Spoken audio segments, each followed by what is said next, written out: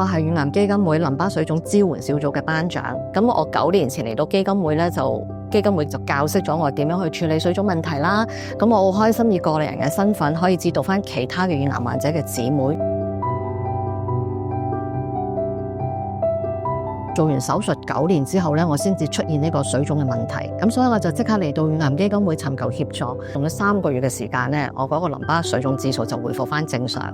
我哋正常嘅淋巴水腫指數咧就係-10度至10度啦，有啲姊妹係超過100度都有嘅。咁佢哋可能即係會邊講邊喊，咁佢哋見到我原來只要係好勤力咁樣做引流，原來都可以恢復翻正常嘅指數嘅。咁所以我亦都俾咗一個好強心針佢哋，咁佢哋亦都覺得我哋都可以做得到。因為做淋巴引流咧，我哋係唔可以着衫嘅，咁所以好多姊妹又覺得唔方便啦。於是咧，我就車咗呢啲袍送俾基金會。咁啲姊妹攞完之後，佢哋又覺得呢件袍真係好有用喎，咁所以佢哋亦都好願意咁樣每一日都喺屋企做引流啦。由2018年到而家都差唔多車咗300件袍噶啦。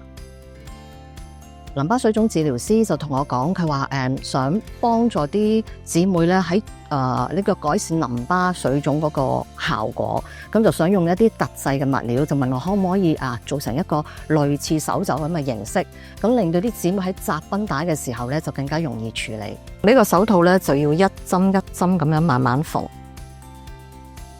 只要戴上手袖咧就即刻啱身，咁亦都達到治療師要求嘅效果，咁所以好開心。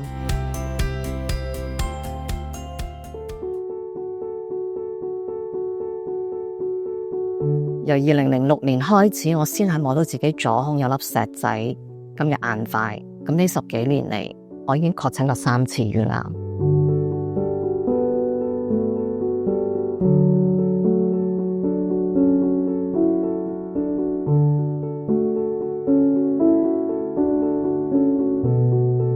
唔想放個計時炸彈喺個身上面啦，咁我就做手術切除晒所有嘅嘢咯。咁每一次知道，其實我都會喊嘅，都好擔心嘅。咁但係我又覺得，當傷風感冒咁樣醫啦，總之就有得醫咯。